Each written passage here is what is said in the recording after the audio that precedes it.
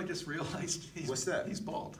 You just realized that. I just What's did. this, like show 35? Yeah. So You always have a hat on, so I was thinking. not always. I said, where's your hat, man? That's No. what I kind of think of your hat as hair. I'm going to go ahead and project here. You haven't noticed what my head being bald because you're into yourself. Yeah, Ego. I'm totally overwhelmed with my own problems. Okay, I don't have that's any right. room for you in my heart. That's right. Thank you. Hey man, how you doing? Good, Keith. How you doing? Man, it's so good to see you. Good to see you. Good. Always great to be together. So what I thought we'd do is have a show on how things should be versus how things are. Wow. Okay. Okay. Wow. So, and what we mean by that is that all of the suffering that I've learned and some of the teachers that we listen to comes from when we're attached to things being a certain way, not meeting our expectations. People should act a certain way. As you say, if they were more like me, then they would be more likable or we'd get along, instead of how things really are. And if you can accept how things really are, that's where you have the power to create something beautiful, wonderful, magical, if you accept things how they are. And painless. And painless, which is huge. Painless. I think part of the problem comes when we have the expectations, and there's a real pain for not meeting the expectations. And I'm not talking about big things in life necessarily, like getting that raise or getting your first home or having a healthy child. All of those things are important, and all of those things are expectations that are reasonable. What's difficult is that when we create expectations about even the most minor things in our lives, then when they aren't met, then we have this spiraling out of control or this emotional upset that causes pain that's totally avoidable. Oh, absolutely. And then it just kind of stays with you. So we'll give a couple examples. And so this may be a quick show, but it'll give you a couple examples. We'll give some that are kind of trivial, and then we'll give one example that hits more home, that's more, requires us to be a little bit more vulnerable. I'm scared now. You should be. Okay, so one would be when I bought the stereo with the help of the community for our studio, for our exercise classes, the speakers weren't working the way that I thought they should have worked. So I was upset with the company. My buddy was the person who made a list of all the great stereo equipment to buy, the speakers, the whole 9 yards. And so the speakers kept blowing out, and I was so mad and so upset because with all the money that they cost, they shouldn't be malfunctioning. Instead of, calming down and be like, I can't control it. These are what the speakers are, accept them as they are. And so all that time that I was, upset and steam was coming out of my ears, what I could have been using that energy is coming up with a solution of what I could do. So that's kind of a trivial example, but I wasted a lot of energy being upset about something that I couldn't control, and I really soured the mood in the environment for everyone who was coming to class in that moment. It took me a couple of days to come up with an alternative, but inside I was still fuming. But I learned to accept it, and guess what happened when I accepted it?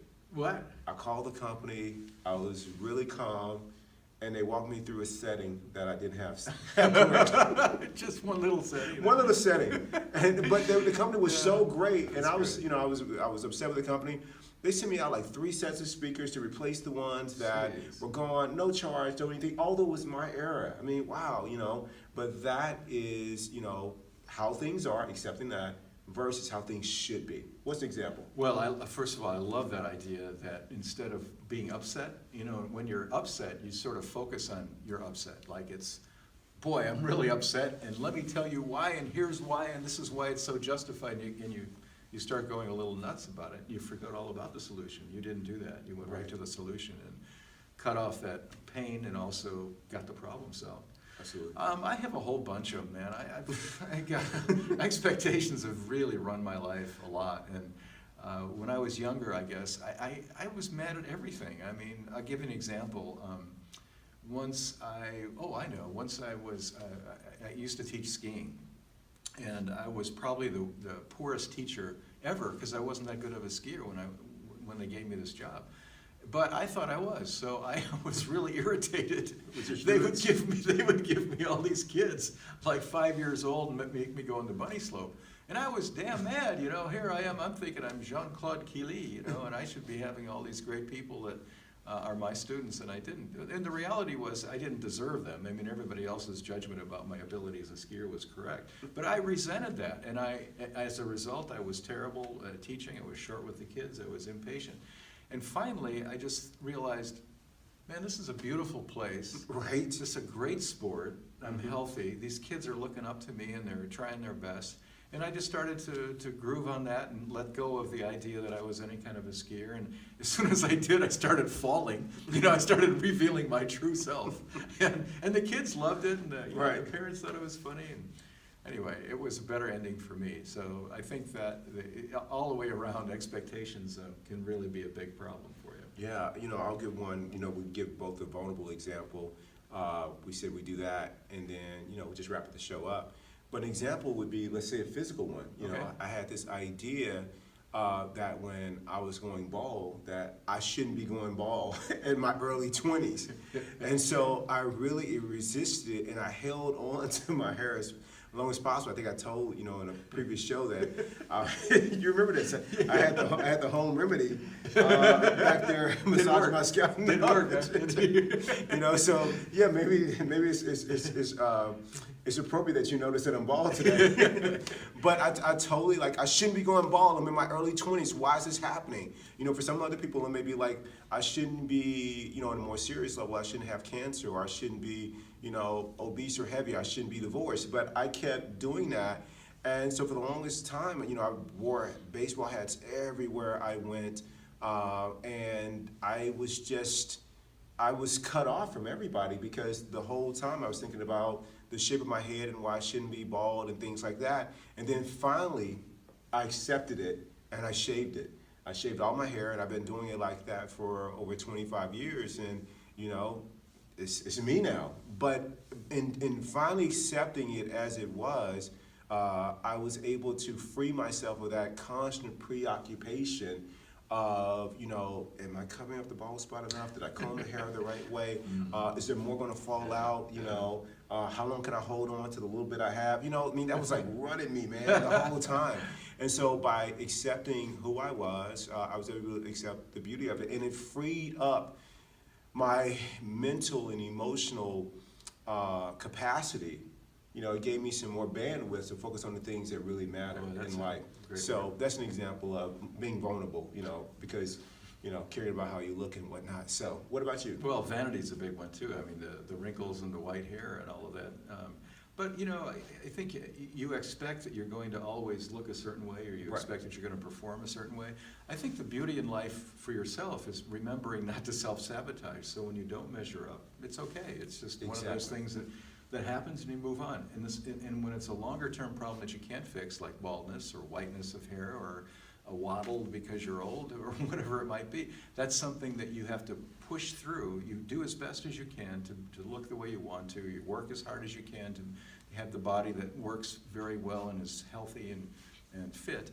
But there's a limit to what you can do, and then you walk away from it. I don't think you want to stand in the mirror and say, geez, I got another.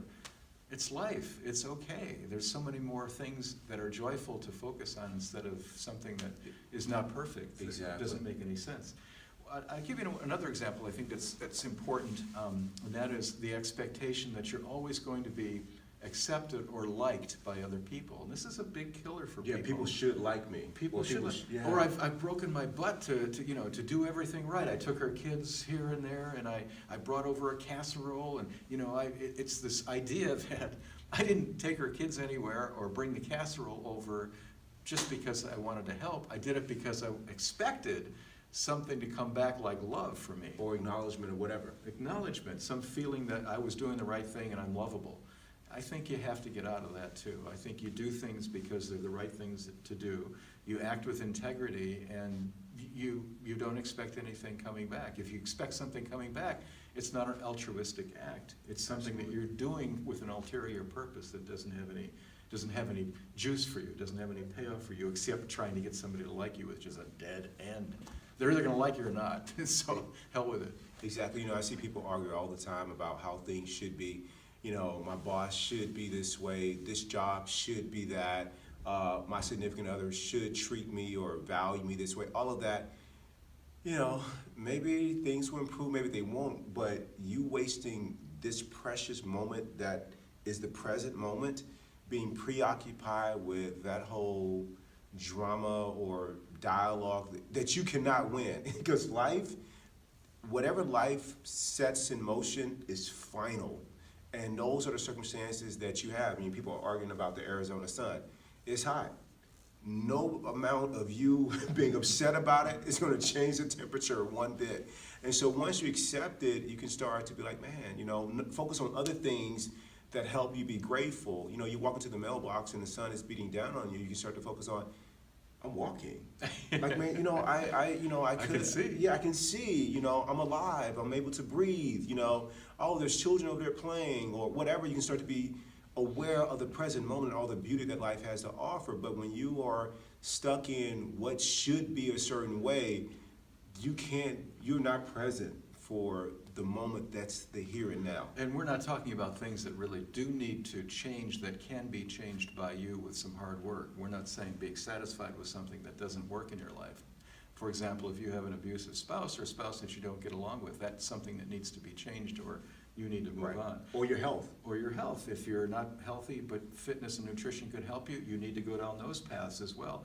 We're not arguing for things that should not be, that should be changed, but things that are unchangeable, that you can't deal with because you have an expectation or you want it a different way. That's a dead end. Absolutely. Totally agree. Well, what's your takeaway from the show? My takeaway for the show is... Great shirt, by the way. Oh, thank you. I think blue is very good for this guy. Oh, thank you. Yeah, Thank you. Appreciate it. You're welcome. Stop arguing about how things should be and accept what is. That's well said. I think that's right. And for those things that need to be changed, you need to put your heart and soul into it, full effort. And when they don't change, then you have to make a decision about whether you want to stay in that circumstance or not. But most of the time, the circumstances that you're trying to change are unchangeable, or at least involve something bigger than yourself, and you're going to have to adapt. And that's a hard thing for people to do, is to accept what can't be changed. Absolutely. Rick, thank you, my friend. Hey, thank you so much, man. Keith. I love you. Thank you.